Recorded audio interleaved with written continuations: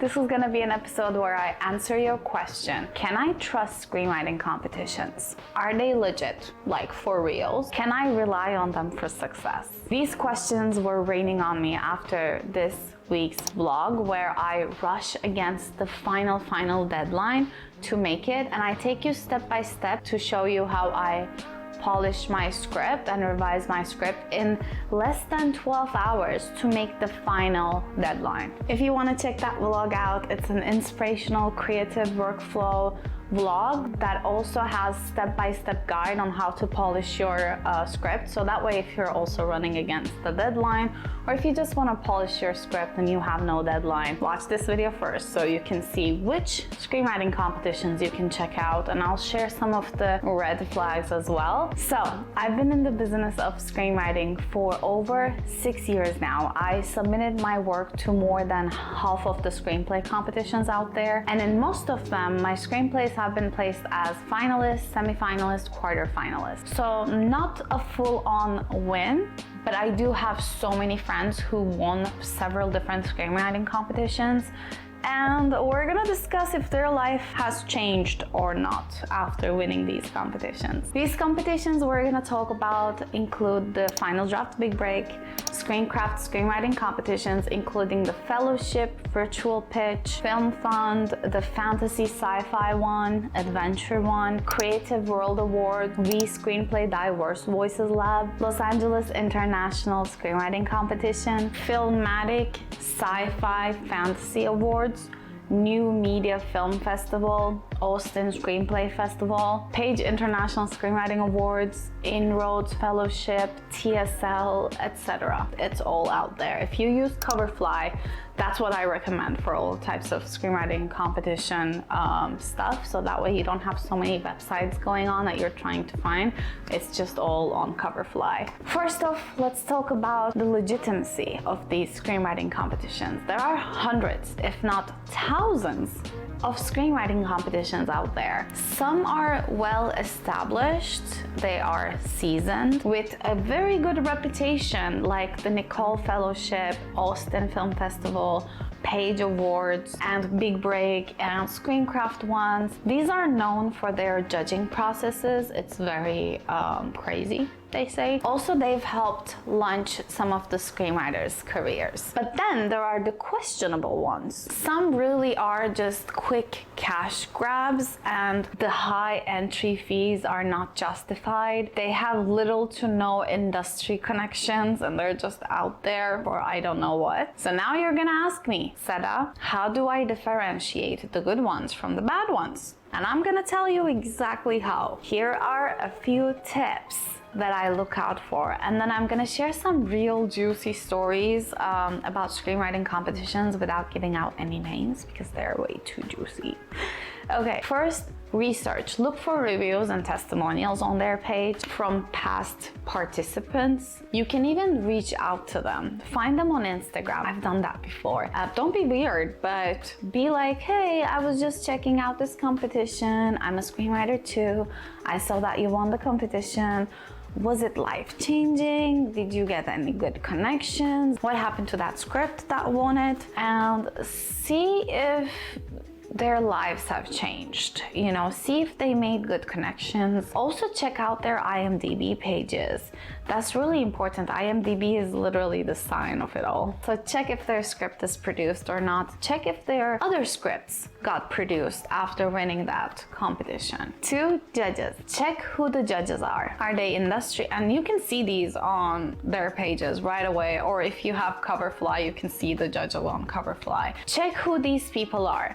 Are they industry professionals, like for reals, you know? Or are they just some random people who just did one thing and then kind of disappeared and now they're doing this for money? Now this is tricky because they may show you the industry professionals as judges, but behind the scenes, their assistants are reading it. Or worse, they find people online who are not really writers, but they read these scripts, which is not bad. Sometimes they really check and make sure they get the professional writers like me, like you, right? But some are not really professional writers. Some are really bitter old people. Ooh, I'm so sorry.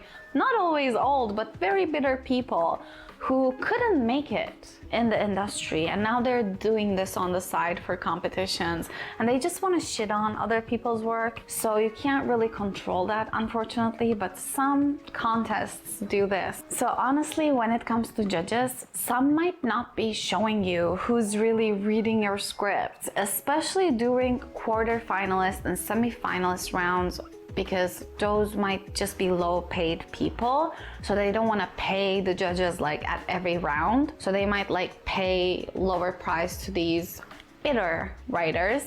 I'm sorry, not all of them are bitter, but you know, most of them are. Let's be honest here. That's what I heard, that's what I see, that's what I experienced. So there are things that's going on behind the scenes, and you can't really control that. The real judges will read your script if you get to the finalist round of the competition. That's why people usually say you have to make sure your script is in the perfect shape, so that way even these bitter writers can't deny how good your script is.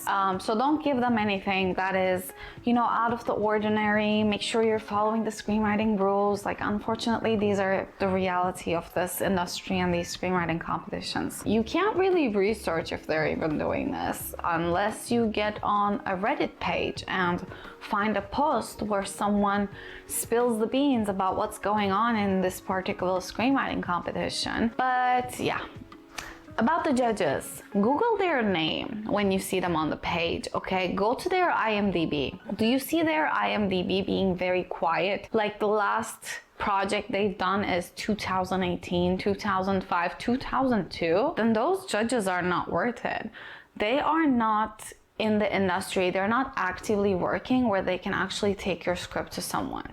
You know, IMDb is literally the biggest thing you can check to see people's legitimacy. 3, prizes. See what they offer. Some offer cash, some offer meetings with industry professionals like agents, managers, producers, production companies, studios. Some offer script feedback, which is weird. Like, hello, I can get script feedback from anywhere, literally. Go on Fiverr and you'll find me or a Disney writer who I keep getting feedback from, so I don't need these people to give me feedback, sorry. Honestly, all my friends who won these competitions, as I mentioned at the beginning, they've only got meetings with industry professionals like agents, managers, and some of them did get signed. But did getting signed change their lives? That's the biggest question. I honestly don't see any changes. One of them was gonna have a TV show coming out in 2023, and it was like a big company. I still don't see that happening. So I'm not sure what's going on behind the scenes, but it's not really happening. So my friends' lives definitely didn't change after they won the competition. So I don't know. The price of meeting with agents and managers, maybe it's a good thing, but maybe it depends on you and how you present yourself and your script. And it also, of course, depends on if you connect with this agent. Like, I'm not gonna connect with someone who's the drama comedy agent and I'm here pitching feminist sci-fi fantasy shows and feature films, and it's not gonna work out. They're not gonna be interested. I once pitched, I'm Middle Eastern, I'm not being racist. This guy was Middle Eastern too. And I'm over there pitching this very feminist LGBTQ plus feature film I have. And of course they're not resonating because this guy is definitely not resonating. And not because he's Middle Eastern, he's just not giving the vibe. And he told me to write a princess fairy tale, which I have a video of it, by the way, if you want to check it out. It's the funniest story. And it also shows you how you can put some boundaries between you and the industry professional. So I hope that helps. So they might not be interested in your genre. So whatever the industry professional connection that they promise, it has to be a good match. Like, you don't know if that's gonna be a good match or not. So there is that little factor there that comes into play, and I don't think people think about that much, but it's very, very important. That's why, like, when I say try to find connections, during this podcast, we talked a lot about how to connect with people, how to network. Go check their IMDb, go check the genres they're working on and they've done before. Because if someone kept doing sci-fi, there's not much of a possibility that they're gonna suddenly do a Christmas rom-com. Or if they keep doing Christmas rom-com, there's not a real possibility of them suddenly making a dark comedy sci-fi TV show. Like, you know, be reasonable. Unless they tell you, hey, I want to change my genre and I want to put myself out there in sci-fi, then you can pitch them. And 4, check how long these competitions are running. Newer competitions are, I don't want to say bad, but established ones have more credibility and they're more trustworthy. There are more testimonials of what's going on. As far as I know, in terms of film festivals, I don't know about newer screenwriting competitions, but in terms of film festivals, 1 year running, 2 year running, they can't do anything for you. They just want to get the entry fee, and their judges don't even qualify to judge short films, so that doesn't make any sense for you to apply to these newer competitions. But that's not to say, like, I always support newer writers breaking in, so I don't like judging newer film festivals. Maybe they are really trying their best and they are really good filmmakers. There are some of those out there, so just be careful when it comes to newer competitions. Make sure you check these people, check the festival runner, like make sure they're actually in the filmmaking industry rather than being a real estate agent, which happened to me once. I was like, what are you doing? And like, what are you doing with this competition? What are you gonna do? Are you gonna invest in the winner's script to make it or not? Just putting that out there. Now on to my very interesting and weird experiences in these screenplay competitions. Let's start with the good one. I was a finalist in Screencraft's sci-fi and fantasy competition not too long ago. It was like 2023, I think. There were around 20 finalists selected from thousands of submissions, which made me very happy because, like, as a sci-fi and fantasy writer, you don't see many women around. In that room, there were at least 3 women, and imagine like 20-to-3 ratio. All others were basically men. So I get really happy when I see women in this genre, and that's what I'm also trying to do. Like, I'm trying to make sure sci-fi especially is more accessible to women, because we love sci-fi, we love good sci-fi, but we don't see many women leads. They're usually the love interest, which, by the way, older producers call these women love interests the honey trap. Can you believe that?